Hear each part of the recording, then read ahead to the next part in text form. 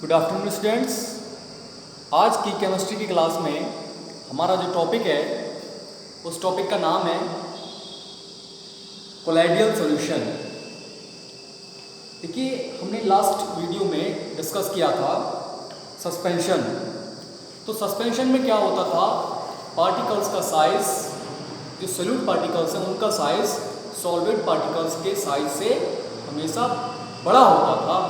उसको हमने सस्पेंशन बोला था, जिसमें जब हम उसमें सोल्यूट पार्टिकल्स को डिसॉल्व करते थे तो एक टाइम के बाद उसके पार्टिकल्स नीचे आके बैठ जाते थे और उस तरह के सोल्यूशन को हम फिल्ट्रेशन के थ्रू सेपरेट भी कर सकते थे, सोल्यूट और सॉल्वेंट। बट आज हम जो बात करने जा रहे हैं वो हम बात करेंगे कोलाइडियल सॉल्यूशन की। तो ये कोलाइडियल सॉल्यूशन सस्पेंशन से की ही तरह है, बट थोड़ा सा डिफरेंट है। डिफरेंट कैसे है? इसमें जो सोल्यूट के पार्टिकल्स होते हैं उनका जो साइज होता है वो सॉल्वेंट जो आपके सस्पेंशन में सोल्यूट के पार्टिकल्स होते हैं उनसे थोड़ा सा कम होता है।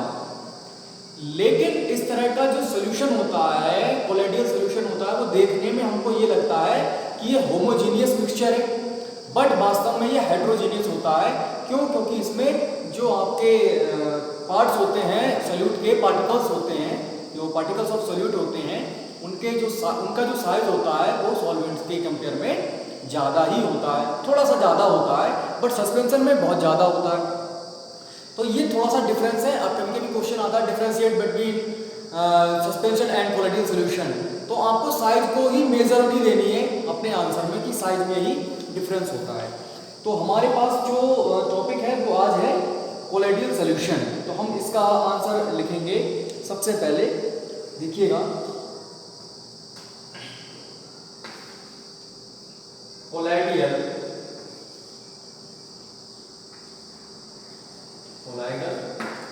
Solution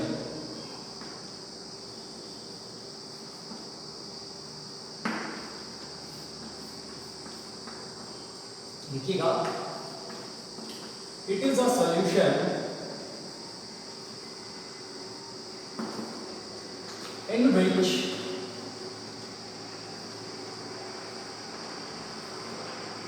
size of solute particles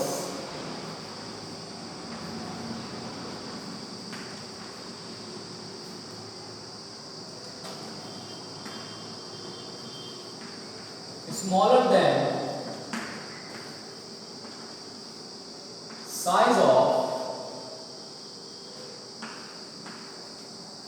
solute particles of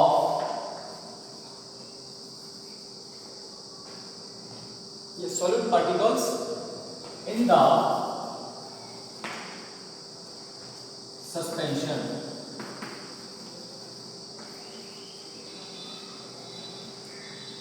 But greater than the size of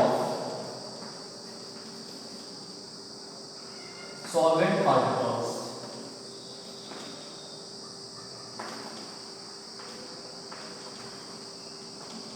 लेकिन जो सॉल्वेंट पार्टिकल्स होते हैं उनकी कंपेयर में इसका साइज जो होता है बच्चों वो ज्यादा होता है। ठीक, such solution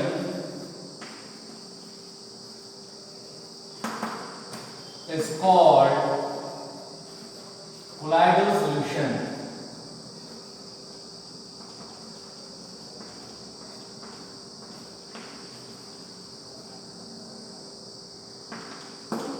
तो इस प्रकार के जो सॉल्यूशन को हम कहते हैं वो क्या कहते हैं? कोलाइडल सॉल्यूशन कहते हैं। ठीक है बेटा। अब इसमें आप लोग ऐसे स्टार बना के या कुछ पॉइंट बना के नोट करेंगे, जिसमें सबसे पहली जो लाइन है वो है पार्टिकल्स ऑफ द पार्टिकल्स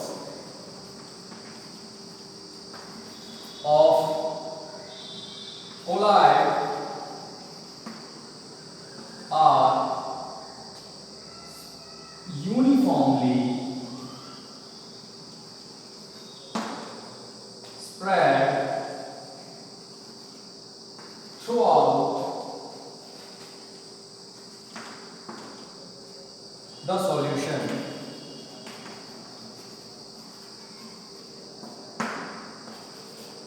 इसमें जो पार्टिकल्स होते हैं कोलाइड्स के, वो पूरे सॉल्यूशन में फैले हुए होते हैं। ऐसा नहीं कि सिर्फ नीचे ही जाके बैठ गया या ऊपर पहुंच गया, लेकिन पूरे सॉल्यूशन में ही जाके फैल जाते हैं। नेक्स्ट लाइन लिखिएगा,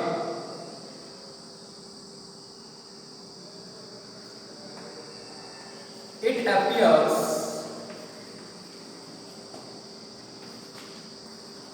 homogeneous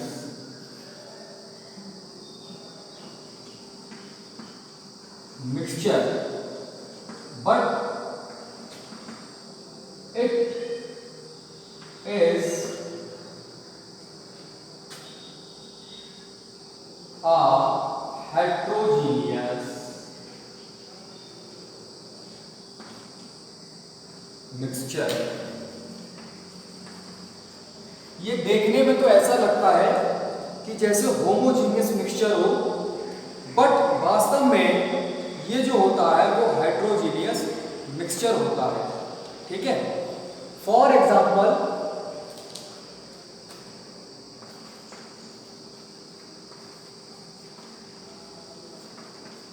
इसके लिए अगर हम कुछ एग्जाम्पल्स को ले लें तो कुछ एग्जाम्पल इस प्रकार से हो सकते हैं आपके, जैसे कि इंक है या मिल्क है, उसको आप वाटर में डिसॉल्व कर दें। मिल्क ले लीजिए, इंक ले लीजिए, ये सारे के सारे एग्जाम्पल आपके कोलाइड्स के हैं। कोलाइड्स भी बहुत टाइप के होते हैं, टाइप्स ऑफ कोलाइड्स भी डिफरेंट हैं, उनके बारे में भी हम लोग पढ़ेंगे। ठीक है, इसमें आपका नेक्स्ट एक पॉइंट आया है टिंडल इफेक्ट। और टिंडल इफेक्ट क्या होता है? Tyndall effect can also be observe when a fine beam of light enters a room throughout a small hole. This happens due to the scattering of light by the particles of dust and smoke in the air. जब किसी बंद अंधेरे कमरे में कोई light inter करती है, इसको स्क्रीनशॉट लेके नोट कर लो, फिर मैं एक्सप्लेन करता हूँ। लाइट इंटर करती है तो क्या होता है, वो जिस पाथ से पास करती है उस पाथ को चमकीला बना देती है। क्यों बना देती है? हालांकि लाइट नहीं बनाती है, बल्कि उस पाथ में पड़ने वाले जो पार्टिकल्स होते हैं वो लाइट को रिफ्लेक्ट करते हैं, जिस वजह से वो जिस पाथ से निकलती है वो हमें चमकीला, रोशनी वाला, यानी कि लाइट वाला दिखाई देता है। ठीक है, तो ये आपका टिंडल इफेक्ट में आ जाता है। तो आप लोग हेडिंग डाल दीजिएगा Tyndall effect.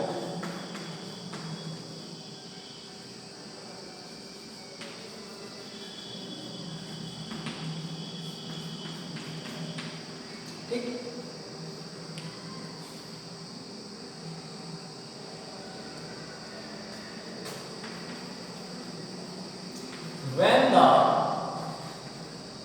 when a beam of light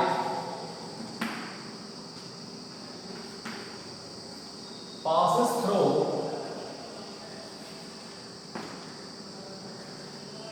a colloidal solution,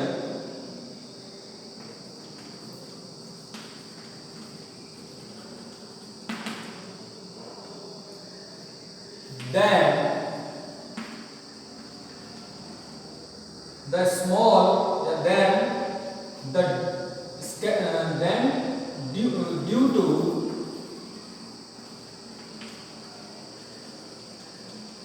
scattering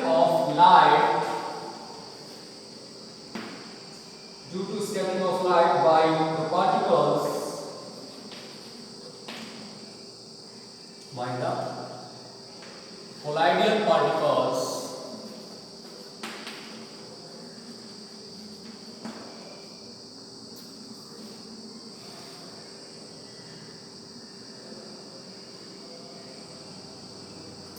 it seems bright.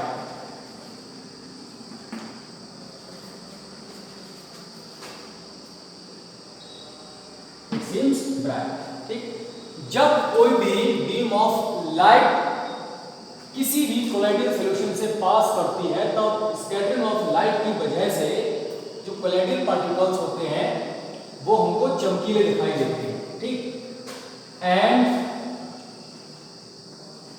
This effect is known Tyndall effect। Tyndall effect। और लाइट जिस पाथ से पास करती है, जिस तरीके से पास करती है, वो तरीका ही उतना ही मतलब ब्राइट होता है।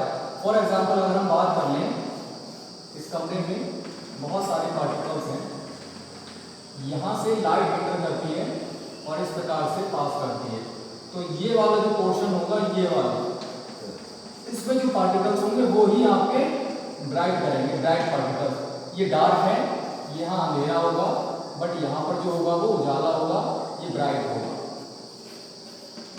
ठीक, ये चमकीला पार्टिकल्स होंगे। तो ये टिंडल इफेक्ट में आता है। आप लोग चाहें तो इसका डायग्राम बना दीजिए।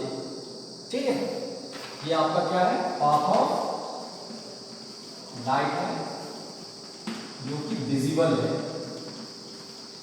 ठीक, कैसा होगा, path of light becomes visible, जो कि आपका विजिबल होगा।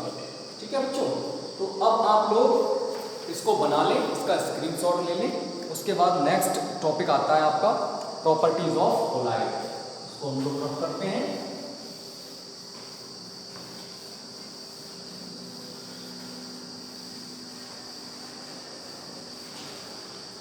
हेडिंग डालिएगा प्रॉपर्टीज ऑफ कोलाइड।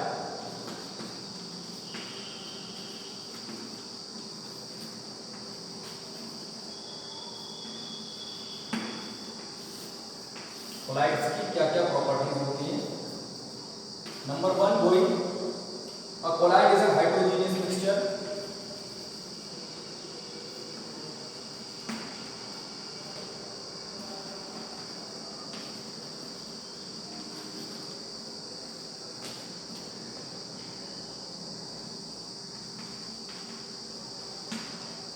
कोलाइड्स जो होते हैं वो आपके हेटेरोजेनियस मिक्सचर होते हैं।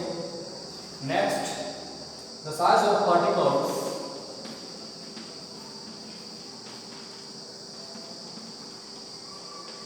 Of a collide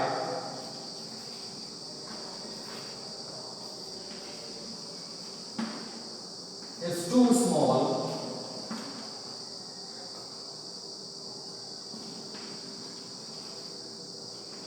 to be individually seen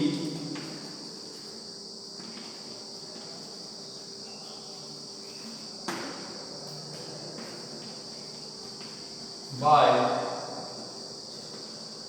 naked eyes। इतने ज्यादा छोटे होते हैं कि आप इनको अपनी नंगी आंखों से नहीं देख सकते हैं। Next,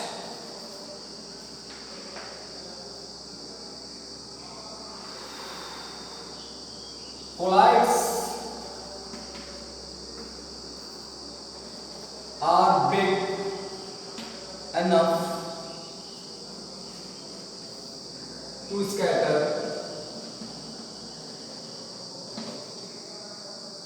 beam of light। ठीक है, जो इससे पास करती है, passing through it.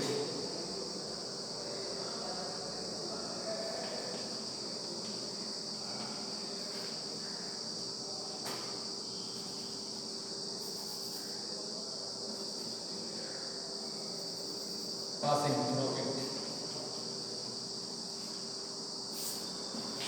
passing it। ठीक है,